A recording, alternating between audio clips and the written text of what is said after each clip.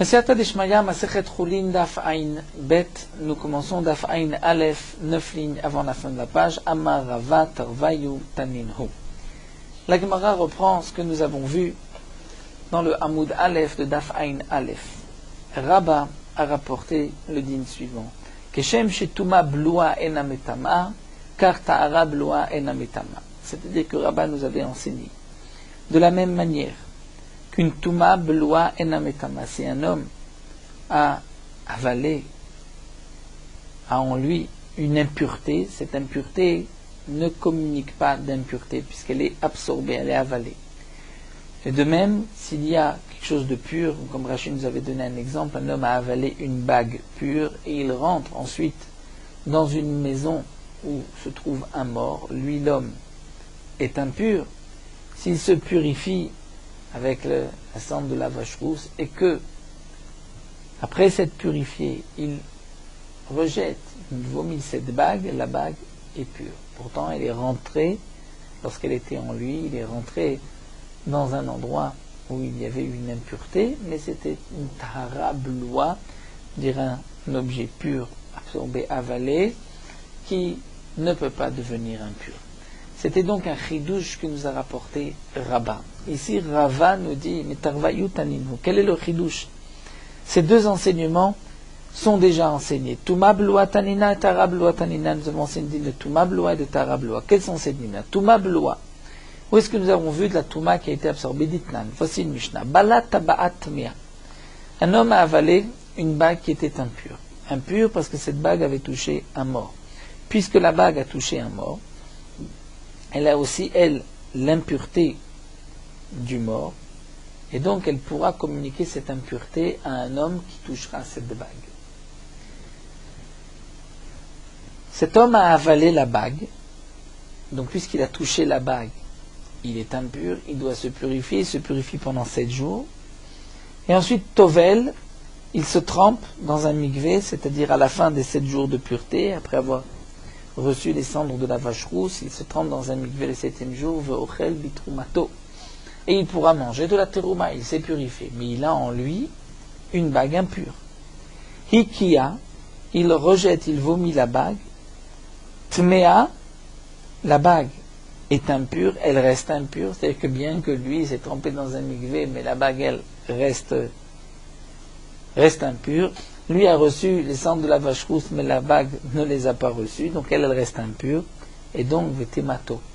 Lorsque il va la rejeter, elle va le rendre impure puisqu'il va la toucher au moment où elle sort. S'il ne la touche pas, pas d'impureté, mais s'il la touche,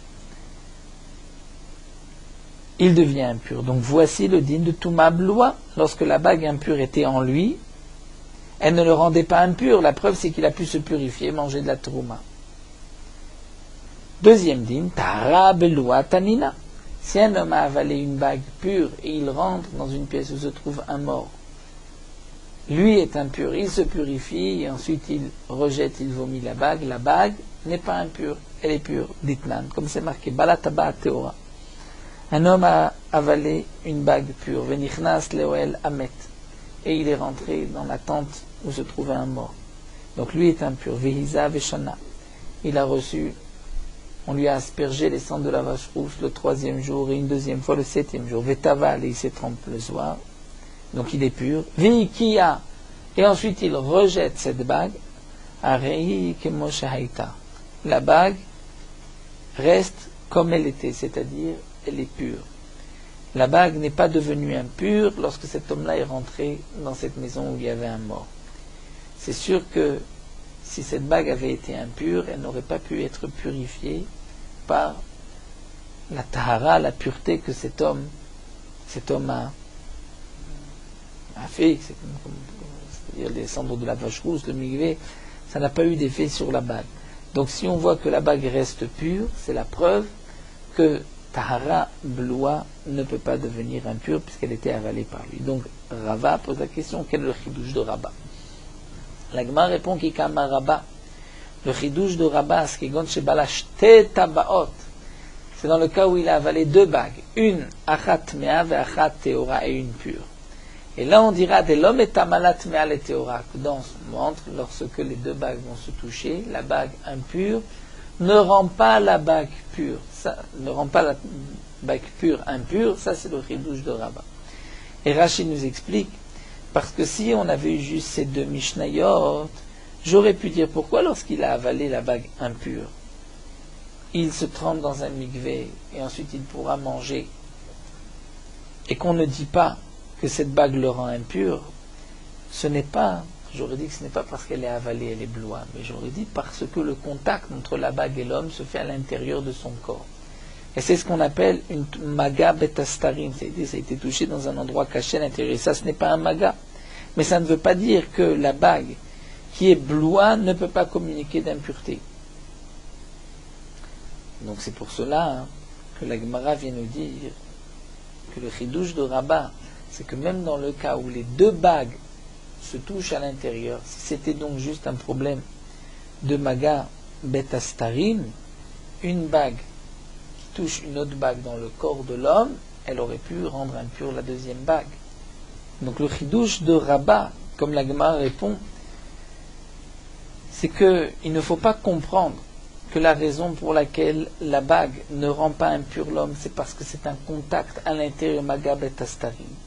Ce qui ne s'appliquerait pas pour deux bagues, puisque là ce n'est plus maga betastarim, même si c'est à l'intérieur de son ventre que les deux bagues se touchent.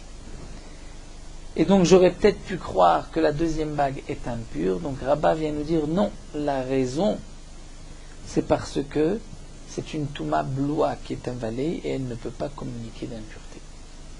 Donc c'est ainsi que la Gemara répond à la question de Rava. Voici le chidouche de Rabbah. Et donc une bague ne peut pas rendre impure l'autre. Mais la Gemara continue vers Ubar, Vechaya, Damu. Pourtant, dans la Mishnah, nous avons vu le Ubar, le fœtus qui est mort, le petit qui est mort dans le ventre de sa mère, et la Chaya, la sage-femme, qui rentre sa main. Et nous avons vu que la mère est pure, mais la sage-femme est impure. Pourtant, Damu, ça ressemble à deux bagues. Et tu vois que le Ubar rend impure la sage-femme. Donc nous voyons que la raison pour laquelle la femme est pure, c'est bien parce que Maga betastarim, ce n'est pas baloua. Si la raison c'est baloua comme on veut l'expliquer parce que c'est avalé, donc même lorsque la sage-femme rentre sa main, c'est avalé, c'est baloua. À l'intérieur, ça ne pourrait pas rendre la sage-femme impure. Si on voit que la sage-femme est impure, donc c'est une autre raison, c'est parce que c'est Maga betastarim. C'est-à-dire que le Ubar touche sa mère, mais betastarim dans un endroit, une partie du corps caché, mais la sage-femme qui rentre sa main, la main n'est pas maga betastarim, donc lorsqu'on touche le Ubar, c'est impur. Donc là, la Gemara pose la question, comment peut-on dire que le chidouche de Rabbah, c'est de nous expliquer que la raison pour laquelle il n'y a pas de Touma, ce n'est pas à cause de maga betastarim, mais c'est parce que c'est bloua. La Gemara dit non, bloua ce n'est pas un problème. La preuve c'est que la chaya est impure, donc c'est bien maga betastarim. La Gemara répond et dit non. Amar Rabba shani ubar ou il sofo latzet. L'ubar c'est différent parce qu'étant donné qu'il va sortir, donc on ne peut pas le considérer comme baloua, comme absorbé. La Gemara dit mais Amar Rava ubar sofo latzet abaten sofo latzet. Tu dis que le ubar va sortir et pourquoi la bague ne va pas sortir? C'est sûr que la bague va la digérer, elle va ressortir. Donc si tu dis que le ubar n'est pas considéré comme étant baloua, alors la bague non plus n'est pas considérée comme baloua. Mais si tu vois que la bague peut y avoir une impureté, donc même pour le ubar. Elle a Rava, alors Rava reprend et dit Pumpadita et il y a des Tahama de Amilta. Les Chachamim de Pumpadita, qui sont ces Chachamim Manus et Rav Yosef, eux savent la raison de cela. Qu'est-ce que nous a dit Rav Yosef? Rav Yosef, Amarabuda, Marshumuel, Tumazo, en amidivre Torah, en amidivre Sofrim. Cette impureté n'est pas, c'est-à-dire que la sage-femme qui a rentré sa main, qui a touché le Ubar, ce n'est pas une impureté Minatora, ce n'est que Midirabanan. Donc c'est vrai que Minatora, il n'y a pas d'impureté puisque c'est une Touma bloua, mais Midirabanan, il y a une impureté. Donc on maintient que le chidouche de Rabbah, c'est que la Touma bloua, donc une impureté dans le corps à l'intérieur avalé dans le corps de l'homme, ne peut pas communiquer d'impureté. La sage-femme est impure Midirabanan. Ma'yana midivre Torah et la midivre Sofrim, demande à Gma, qu'est-ce que Rav Yosef veut nous dire par là, en disant que ce n'est pas une impureté Minatora midivre Sofrim, il aurait pu dire juste, c'est une impureté midivre Sofrim, pourquoi préciser, ce n'est pas Minatora midivre Sofrim? La Gemara répond, Delotema, pour ne pas que tu expliques à l'Ibad Rabbi Akiva d'Amaroubar Bemeisha Tameh, pour ne pas que tu dises la marloquette que nous allons voir par la suite, entre Rabbi Akiva et Rabbi Ishmael. Donc pour ne pas que tu dises que cette Mishnah, c'est Rabbi Akiva qui dit que le Oubar, le fœtus mort dans le ventre de sa mère, est tamé, donc c'est pour cela qu'il peut rendre la sage-femme impure, parce qu'une Touma bloa est métama, et que la Tahara bloa aussi est métama, et que la femme, pourquoi elle est pure? Parce que c'est Magabet Estarim, que le contact n'est fait qu'à l'intérieur. Eh bien non, on ne dit pas que c'est ainsi. Et là, Filoli Rabbi Ishmael, même d'après Rabbi Ishmael, d'Amar Oubar Meisha Taor, qui a dit que le Oubar dans le ventre de sa mère, si un Oubar est mort dans le ventre de sa mère, il est quand même pur, tant qu'il n'est pas sorti. Eh bien, la sage-femme qui touchera à ce Oubar sera impure. Gazrou Batuma Midirban, Ramim décrété qu'il y a une Touma. Pourquoi Gazrou Rachamim Maïtama, Amaraboshia, Gzera Shemayotzi, Vlad Rocho, ses prosdor, de peur une Zera, que le Vlad va sortir sa tête en dehors du prosdor, c'est-à-dire du vagin, du prosdor et que ensuite, comme nous explique Rashi, s'il a sorti sa tête, là c'est sûr qu'il est né et c'est sûr qu'il peut communiquer une impureté. Et si la sage-femme le touche, elle va peut-être penser qu'il n'est pas encore sorti. Donc c'est pour cela qu'on a fait une xéra que même lorsque la sage-femme rentre sa main à l'intérieur, qui n'est pas encore sorti, il sera impur. Alors demande à Gma Yahi Shaname, si c'est ainsi, la femme aussi, il faudrait dire qu'elle est impure, de peur qu'il a sorti sa tête. La Gma répond, Isha Margeshet Batsma, la femme, elle sent si la tête est sortie ou pas. Donc si elle n'a pas senti, je ne vais pas la rendre impure. Mais alors demande à Gma Chaya, pourquoi là on ne dirait pas que la femme va dire à la sage-femme, attention, le petit a sorti sa tête, donc maintenant, puisqu'il est mort, ne le touche pas. La Gma répond, Trida, la femme, au moment de son accouchement, est préoccupée par une contraction, les douleurs, et donc elle ne va pas avoir la présence d'esprit de dire à la sage-femme, ne touche pas.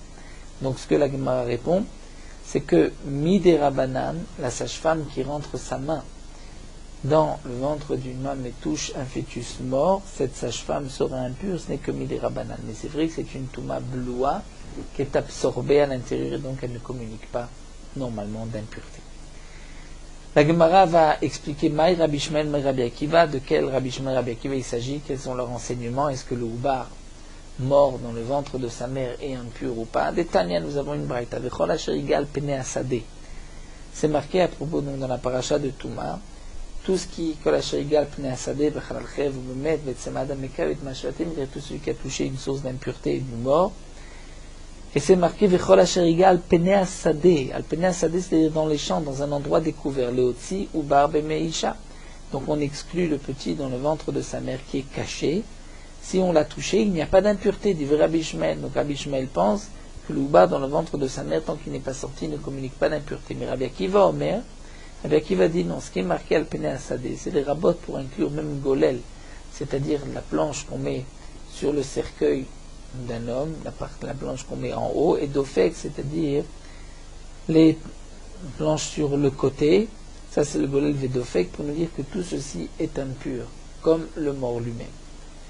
Donc, d'après Rabbi Akiva, le Oubar Bemeisha, le petit dans le ventre de sa mère qui est mort, n'est pas exclu et il est aussi impur. La Gemara termine juste d'expliquer Rabbi Ishmael et Rabbi Akiva, donc ça c'est ce que nous voulions rapporter, la marloquette, est-ce que le Oubar Bemeisha est taor ou pas. Et donc la Gemara nous avait rapporté cela pour nous expliquer, lorsque la sage-femme rentre sa main et elle touche un fœtus mort, elle sera impure ou pas, donc on a vu qu'elle est impure. Donc la Gemara explique que ce n'est pas juste d'après Rabbi Akiva, où il y a une impureté, mais c'est-à-dire on aurait pu dire qu'elle est impureté parce que une Touma bloua est metama, donc la Gemara dit non, même d'après Rabbi Ishmael, où il n'y a pas d'impureté, la sage-femme est impure, pourquoi Midera Banan? Donc maintenant on va terminer juste Rabbi Akiva et Rabbi Ishmael, vers Rabbi Ishmael, dit l'agma Golel Vedofek, d'où est-ce qu'on sait que c'est impur? Il est Gimirala, l'agma réponse Nachal Moshe Sinai, il n'a pas besoin de pasouk. Rabbi Akiva, Oubar Bemeisha Tameh Mideoraita Menale. D'après Rabbi Akiva, puisque le pasouk vient inclure le Golel Vedofek, donc d'où est-ce qu'on sait que le petit dans le ventre de sa mère, s'il est mort, communique une impureté. Amarabosha, Rabosha dit Amarkra, c'est marqué dans le pasouk. Anogea, bemet benefesh, c'est marqué dans le pasouk, celui qui touche le mort, benefesh, l'âme. Mais que signifie met benefesh? Ezeu met she benefesh. On est d'oresh le met benefesh, le mort dans le nefesh chez la dame, et veomer zeubar she bemeisha. Le oubar dans le ventre de sa mère, c'est le met benefesh. Il est mort dans la mer, et donc la Torah dit que si on le touche, on sera impur. Rabbi Ishmael dira non haïm et vaïle, ce pasouk, anogam met benefesh, n'est pas pour le oubar, mais c'est pour nous dire revidam abba minamet, c'est-à-dire le revi'it, un quart de log de sang qui vient d'un mort, puisque, comme Rachid m'explique, moi dans la Gemara, un homme peut vivre, même s'il ne lui reste que revi'it d'âme. Un revi'it correspond environ entre 90 millilitres et 150 millilitres de sang, s'il ne lui reste même que cela, c'est suffisant pour vivre. Et donc ce revi'it d'âme, abba minamet, c'est lui chez Metama qui est Metame, chez Neymar Anogea bemet benefesh. Adam, c'est-à-dire nefesh shel adam shemetama, qui touche l'âme de l'homme, et vomer zo revi'idam. Donc même s'il n'y a qu'un revi'it, il y a une impureté de mort. Rabbi Akiva, lui, qui n'utilise pas ce passouk pour cela, l'étame d'amar af revi'idam abba mishne metim metama bo. Et lui dit, c'est pas seulement un revi'it de sang, même s'il d'un seul mort, mais même s'il y a un revi'it qui provient de deux morts, donc de chacun un demi-revi'it, il y a aussi une touma B.O.L. Des Tanya, Rabbi Akiva Omer Minem, Revi'idam Abba Mishne Metim Shintama B.O.L. Puisqu'on sait qu'un revi'it, une quantité de sang qui provient de deux morts, c'est Metame B.O.L. Shenema Valkol Nafshot au pluriel Met Namor Lo Yavo, donc Shte Nefashot Veshiur Echad, même s'il y a du sang qui provient de deux personnes. Donc Met, c'est Davar, c'est-à-dire le revi'it par lequel l'homme peut mourir, Nafshot 2. Donc Rabbi Akiva, même de deux personnes, un revi'it peut communiquer une impureté. Donc le pasouk où c'est marqué, le pasouk que nous avons vu plus haut, Anogea bemet benefesh, il ne peut pas s'agir du sang, puisque le sang, c'est même ça vient de deux nefashot. Donc pour Rabbi Akiva, il s'agit du oubar. Donc là, nous avons expliqué Machloket, Rabbi Akiva et Rabbi Ishmael, et nous avons rapporté ceci par rapport à notre Sugya. Donc on s'arrête ici, cette Sugya se termine à la Mishnah. Juste donc, reprenons un petit résumé, ce que nous avons vu, ce qu'on doit retenir. Donc c'est une Sugya qui n'est pas facile. Donc nous avons vu plus haut l'enseignement de Rabba Daf'ain Aleph, comme quoi une Touma bloa enametama, c'est-à-dire que si un homme a absorbé quelque chose d'impur qui se trouve en lui, une baloua, que ce soit, comme nous avons vu plus haut dans la Gemara, milemala, lemata. Nous avons vu que dans tous les cas, donc ce qui est baloua ne communique pas d'impureté, et de même, s'il y a quelque chose de pur comme une bague baloua avalée, ça ne peut pas devenir impur. Donc un homme absorbe quelque chose d'impur, comme nous avons vu une bague, lui se purifie, mais il a toujours la bague en lui. La bague ne se purifie pas, mais elle ne peut pas le rendre impur tant qu'elle est dans lui beloua. Et même si un homme a avalé une bague pure et qu'il rentre dans une pièce où se trouve un mort, lui sera impur, mais la bague n'est pas impure. Lorsqu'il se purifiera, s'il rejette la bague, elle est toujours pure.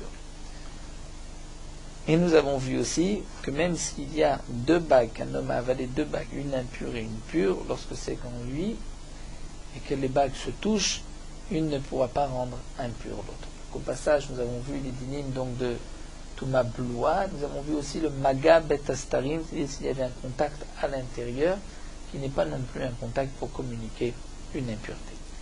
On va continuer avec une nouvelle Mishnah, une Sugya donc qui est aussi pas facile, Behema Amaksha Leled, une bête qui a du mal à mettre au monde son petit, Veotzi Ubar et Yado. Le Ubar, le petit veau, a sorti sa main, Vechatra, et on l'a coupé. Puisque la main qui est sortie, nous avons vu, ne pourra jamais être permise par la shrita, l'homme l'a coupé, Vachakar Shachat et Timo, et ensuite il a fait la shrita de la mer.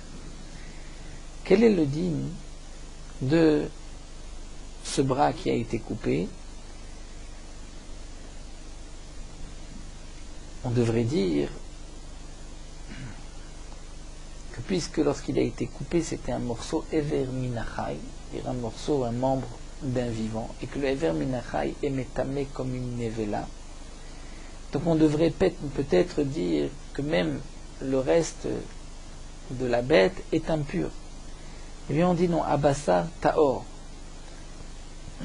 La viande est pure. Pourquoi elle est pure?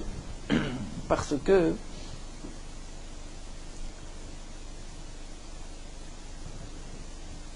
la BMA, cette bête, lorsqu'on lui a coupé cette patte, elle était vivante. Donc c'est vrai que cette patte avait le statut de Ever Minachai, mais comme la bête est vivante, donc cette patte ne peut pas lui communiquer d'impureté. Un deuxième cas. Si d'abord, Shachat et Timo, Vachaka Shachatcha, le Oubar a sorti sa main, on a fait la shrita de la mer, et donc cette shrita n'est pas valable pour la pâte qui est sortie. Ensuite on a coupé la pâte. Là, Rabbi Meir nous dit Abassar Magan Evela. On considère que la viande, la chair du Oubar qui est à l'intérieur, qui a donc reçu une shrita par la shrita de la mer, cette viande est impure parce qu'elle a touché une nevela. C'est quoi la nevela? C'est le Ever Minachai qui est comme nevela. Mais Chachamim, Omrim et Chachamim nous disent non. Magat Trefa Shruta, la shrita de la mer. C'est vrai qu'elle n'a pas pu permettre le membre qui est sorti à la consommation, mais malgré tout, la shrita de la mer enlève, comme toute shrita enlève une impureté à une nevela, puisque par la shrita la bête meurt, et ce n'est pas juste une bête qui est morte, nevela, qui peut communiquer une impureté, donc on peut dire que la shrita lui enlève la touma. Et bien là aussi, la shrita de la mer a enlevé la touma à ce bras qui était sorti, et c'est comme si c'est une tréfa qu'on a fait la shrita, bien qu'on ne pourra pas manger la bête, mais il n'y a pas d'impureté, elle n'est pas nevela. Donc d'après les Chachamim, le reste de la bête, maga trefa shruta, on a touché juste une tréfa, mais pas une nevela, il n'y a pas d'impureté. Donc ma matzinu betrefa shritata metaharata, c'est les Chachamim disent, de la même manière que la tréfa, lorsqu'on lui fait sa shrita, la shrita purifie la bête d'une éventuelle impureté de nevela. Af shrita behema, shrita de behema tetaer et taever. Donc même la shrita de la mer va purifier le membre, même qu'on ne pourra pas le manger, mais il n'y aura plus de tumat nevela. Donc nous avons vu ici machloket entre Rabbi Meir et les Chachamim. Le Oubar a sorti sa main, on a coupé la main du Oubar, ensuite on a égorgé la mer. Là c'est sûr que la main, la pâte est dorénavant impure, tumat nevela, puisque c'est un Ever Minachai, mais le reste du petit qui est à l'intérieur n'est pas impur, parce qu'il était vivant au moment où on a coupé. Donc même s'il y avait un contact lorsqu'il est sorti, donc on pourrait dire que c'est un contact tant qu'on ne l'a pas coupé, malgré tout, puisque c'est vivant, il n'y a pas d'impureté. Mais si on a d'abord fait la shrita de la mer et ensuite on a coupé, puisque par la shrita de la mer, le vlad devient kasher, c'est comme s'il a été égorgé, c'est comme s'il est mort. Quel est le din du membre qui est sorti? Est-ce qu'il est impur ou pas? Nous voyons que c'est une marloquette Rabbi Meir, il est impur, il communique une impureté au vlad, après le Khamim, il n'est pas impur. La Gemara poursuit le développement. Amar lahem Rabbi Meir a dit au Chachamim, lo, c'est différent. In tiara shritat trefa ota davar shegufa. Si encore, c'est vrai que lorsqu'on fait la shrita à une trefa, mais c'est vrai que par cette shrita on enlève la tumat nevela, parce que c'est davar shegufa, ça fait partie du corps de la bête. Tetaer et taever davar shenagufa, tu penses que la shrita de la mer va permettre le membre qui n'est pas à elle, puisque c'est de son petit, tu penses que ça va permettre ce membre-là lui enlever la tumat nevela? Ça, Rabbi Meir ne veut pas dire une telle chose. Uminaim le trefa shechritata metaharata. Demande la Mishnah, et d'où est-ce qu'on sait que la trefa, lorsqu'on lui fait la shrita, il n'y a plus de tumat nevela? Parce que nous savons que Behemat Tmea Sura Be'achila, une bête Tmea, c'est-à-dire non cachère, on ne peut pas la manger. Et Aftrefa Sura Be'achila, la bête Trefa, on ne peut pas non plus la manger. Donc Ma Behemat Tmea Enshketata Metaharata, de la même manière que la Behemat Tmea, sa shrita ne la purifie pas, c'est pas parce qu'on fait la shrita à une bête non cachère, à un âne, qu'il n'y a plus de Tumat Nevela.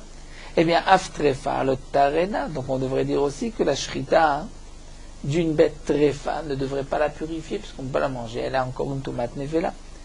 La Gemara répond non, lo, Imamarta bebe matmea chez l'Aïtalachata kosher, c'est différent, une bête non cachère, elle n'a jamais été permise. Donc lorsque tu fais la shrita, c'est vrai que tu ne lui enlèves pas de Touma, elle garde la Touma, mais Tomar betrefa sha'aïtalachata kosher. Le terme elle garde la Touma n'est pas tout à fait exact puisque la bête vivante n'est pas impure. Mais elle garde cette Touma qui arrive lorsqu'elle meurt. Alors que Tomar betrefa sha'aïtalachata kosher, tu ne peux pas dire que la tréfa, c'est la même chose. La tréfa a eu un moment où la bête était cachère. Donc, puisque la bête était cachère, il n'y avait pas de tréfa à ce moment-là, on aurait pu lui faire la shrita, lui enlever la touma. Donc, même lorsque la bête est tréfa et qu'on lui fait la shrita, on lui enlève sa touma. La Gemara dit d'accord, tol lechama sheveta, tu veux me dire que la tréfa avait un moment shata kosher, donc reprends ce que tu as amené. Mais arrête nolda tréfa mina beten, si la bête est née tréfa. Elle n'a jamais eu un moment de kasher minaïm, que si tu lui fais la shrita, il n'y a plus de touma. La Gemara répond, lo, imamarta bebimatmea shkenen bemina shrita, on fera la différence suivante, c'est qu'une bebimatmea, une bête non cachée, quand tu fais la shrita, c'est fait que tu ne lui enlèves pas la touma, parce que en bemina shrita, on ne trouve pas dans les bêtes non cachères une shrita. Thomas betrefa, sheesh bemina shrita, mais une bête trefa, c'est vrai qu'elle, on ne peut pas faire de shrita puisqu'on ne pourra pas la manger, elle est trefa, mais dans son espèce, un autre veau, on pourrait faire la shrita. Et donc on dira que cette shrita lui enlève la touma. Un dernier point que la Mishnah nous dit, ben shmonechai en shritato metarato lefishen bemina shruta. S'il y a, le petit, on prend un veau qui est né au bout de 8 mois, et non pas, on n'a pas terminé les 9 mois, c'est vrai que dans ce cas-là, on ne pourra pas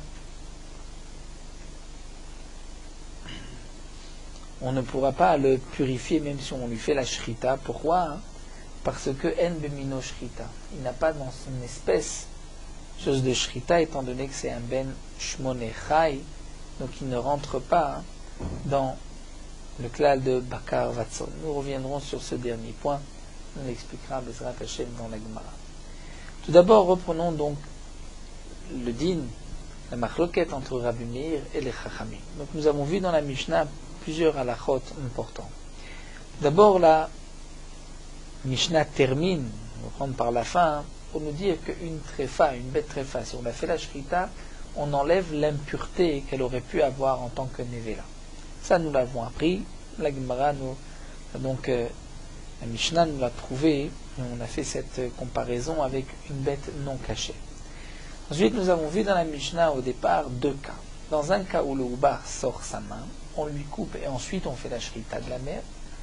Et un autre cas où on fait la shrita de la mère et ensuite on coupe le membre. Dans le premier cas, où on a coupé le membre et ensuite on a fait la shrita de la mère, lorsqu'on a coupé ce membre, c'est vrai que ce membre est maintenant interdit, Ever Minacha, et il est tamé comme une nevela, mais il n'a pas pu rendre impur le reste du houbar. Pourquoi? Puisque le reste du houbar était vivant. Mais dans le cas où on a d'abord fait la shrita de la mère, ensuite on coupe le morceau, donc ce morceau qui est tamé, peut-être qu'il va rendre impur tout le vlad, puisque le vlad a reçu la shrita de la mère. Et ça, nous avons vu que c'est machloket Rabbi Meir et les Chachamim. D'après Rabbi Meir, Bassa Maga Nevela, c'est-à-dire que le houbar, le petit, le veau, a touché la pâte qu'on a enlevée et qui est donc Ever Minachai, puisque comme elle est sortie, elle ne peut pas être purifiée par la shrita de la mère. D'après Rabbi Meir, elle ne peut pas être purifiée, il n'y a pas de shrita pour permettre de la manger aussi. Donc ce membre, cette pâte, qui est Ever Minachai, qui n'est pas permis par aucune shrita, devient impur betumat nevela, et il a touché le houbar. Mais comment il l'a touché? Il l'a touché, puisque avant qu'on le coupe, il se touchait. Mais ce contact, la Gemara pose la question, c'est ce qu'on appelle Maga betastarim, que nous avons vu plus haut. Amai, tumat betastarim hi. C'est-à-dire que l'endroit qui l'endroit du contact, c'est un endroit qui est caché, c'est au milieu, à l'intérieur. Et Tumat Betastarim, l'ometama, ce n'est pas tamé. Donc comment ce membre peut rendre impur le reste du Ouba, d'après Rabbi Meir? Alors la Gemara propose, l'Ema Rabbi Meir le tamé. On n'a qu'à dire que Rabbi Meir suit son avis, ce qu'il a dit par ailleurs, que même Tumat Betastarim, c'est tamé. Où est-ce que nous l'avons vu? Dites-nous. Shlosha al Shlosha, un habit qui fait 3 tfachim sur 3 tfachim. Shenechlak. Et donc, quel est le digne d'un habit de 3 tfachim sur 3 tfachim? Il est apte à medras, c'est-à-dire on peut piétiner dessus. Et si c'est medras à zav, c'est-à-dire un zav qui la touche, qui est marché dessus, le zav, qui est impur, va rendre cet habit avatuma. Donc, le medras à zav, c'est un habit, un morceau de tissu de 3 tfachim sur 3 tfachim, environ 30 cm. Shenechlak, il a été coupé en 2. Donc maintenant, il n'a plus le shiur de 3 sur 3, il n'est plus apte à être piétiné, à marcher, à être assis dessus. Alors, taor mina medras, cette impureté de midras qu'il avait, disparaît. Aval tamé maga medras, mais il reste impur de maga medras, c'est-à-dire, Rachid nous explique, Taor mina medras, c'est-à-dire qu'il n'est plus avatuma, ce morceau de tissu ne peut plus rendre impur l'homme et les kelim, mais il a encore une touma de maga midras, et il devient rishon les touma. S'il touche un aliment, il le rendra impur. Pourquoi? C'est vrai que ces 2 morceaux, c'était un morceau de tissu de 3 sur 3 qu'on a coupé en 2, donc on lui a enlevé le medras, mais ils se sont touchés quand ils étaient encore medras, donc c'est maga medras, donc c'est quand même rishon. Ça, c'est les paroles de Rabbi Meir. Vetania Amar Rabbi Yossé, la Gemara nous rapporte une braïta que Rabbi Yossé lui est en machloket avec Rabbi Meir et dit Vechi be'ezem midras nagazé. Dans quel midras a touché ce morceau de tissu qu'on a séparé en 2? Puisque Rabbi Yossé ici est en machloket avec Rabbi Meir et pense que le maga betastarim, dire le contact caché, n'est pas un contact. Elle a dit Rabbi Yossé, shim nagabozav, shietame maga zav. Il dit, c'est vrai que si un zav va toucher, c'est-à-dire que lorsqu'il a marché, il était pieds nus, dans ce cas-là, il a touché avec son pied directement, puisque le digne de Medras, c'est même s'il ne touche pas directement avec son pied, mais par rapport au digne du Maga Medras, c'est-à-dire le contact avec le zav, cet homme impur, c'est seulement si le pied a touché directement sur le morceau de tissu, là, effectivement, dit Rabbi Yossé, que le morceau de tissu sera impur. Sinon, il ne peut pas y avoir d'impureté par le contact. Donc, nous voyons ici une machloquette entre Rabbi Meir et Rabbi Yossi. Est-ce que le maga betastarim, c'est ces 2 parties, donc le morceau de tissu de 3 sur 3 qu'on a divisé en 2, est-ce que lorsqu'ils se séparent, il y a un contact? Et le contact, au moment où ils se séparent, était avant, quand ils étaient encore l'un touché l'autre. C'est un maga betastarim qui est caché. Est-ce que c'est considéré comme donc un maga, un contact, il y a une impureté? Donc la Gemara nous dit que d'après Rabbi Meir, oui, d'après Rabbi Yossé, non. Et donc notre Mishnah suivrait l'opinion de Rabbi Meir. La Gemara poursuit et dit Lavitmar Allah. En vérité, on veut répondre que même d'après Rabbi Yossi, on pourrait expliquer notre Mishnah, puisque n'est-ce pas qu'il a été dit à propos de cette machloquette Rabbi Meir Rabbi Yossé que Amaroula Oula nous enseigne l'Oshanu. Nirinia de machloquette entre Rabbi Yossé et Rabbi Meir et la shlosha al shlosha shenechlak, seulement si c'est un morceau de tissu de 3 tfachim sur 3 tfachim qui a été séparé en 2. Ou là Rabbi Yossé pense que le maga betastarim, le contact qui était avant qu'on les divisait, n'en est pas un. Et qu'une fois qu'on a divisé les 2 morceaux, c'est-à-dire ce morceau de tissu qu'on a coupé en 2, il n'y a pas le shiur de Touma dans l'un comme dans l'autre. Et donc c'est pour cela qu'il n'y a pas d'impureté. Aval shalosh al shalosh abot beged gadol.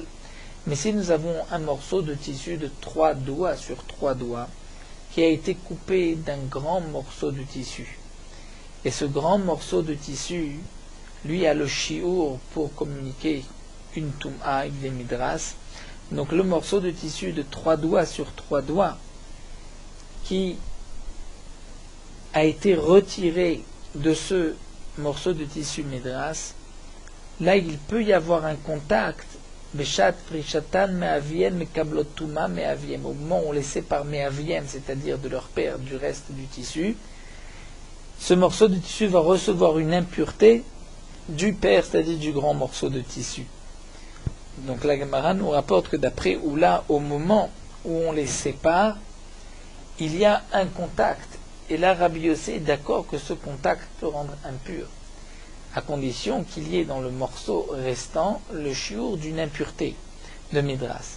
Et donc la Gemara vient répondre que dans notre Mishnah, Haname Bishat Prishatan Me'ever, Mekabel Tuma Me'ever, c'est vrai que on va couper le membre, mais lorsqu'on coupe, à ce moment-là, il y a un contact. Le contact n'était pas seulement au moment où ils étaient encore, donc l'un collé à l'autre, il faisait partie d'un seul morceau de donc la bête, ils étaient reliés, donc on pouvait appeler cela Maga Bet Astarim. La Gemara veut dire que même lorsqu'on coupe, au moment où on les sépare, il y a un contact, et ce contact-là, avant qu'on ait tout coupé, ce contact-là va rendre impur donc le reste de la bête par le contact avec une nevela. Donc la Gemara vient répondre que notre Mishnah n'est pas seulement d'après Rabbi Meir, mais même d'après Rabbi Yossi, puisqu'ici ce n'est pas seulement un Maga Bet Astarim, c'est bien plus.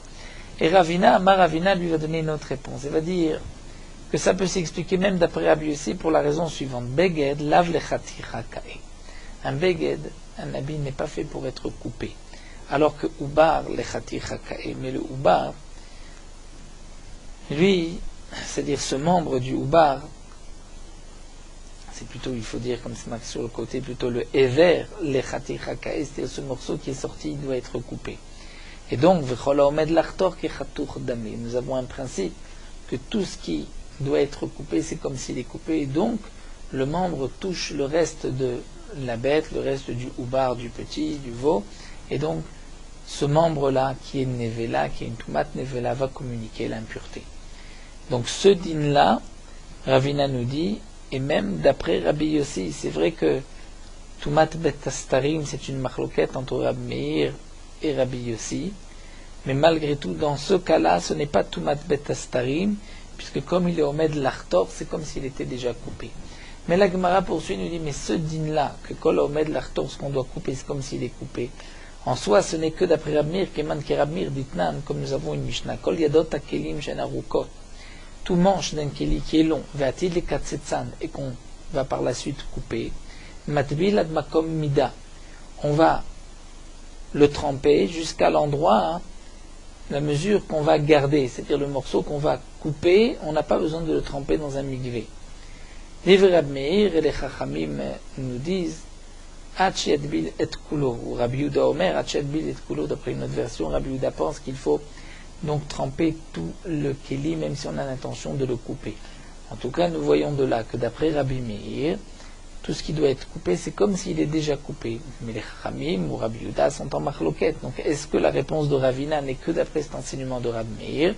Et la Gemara va répondre à Philotema Rabbanan, même d'après les Chachamim, donc même d'après Rabbi Yehuda. Il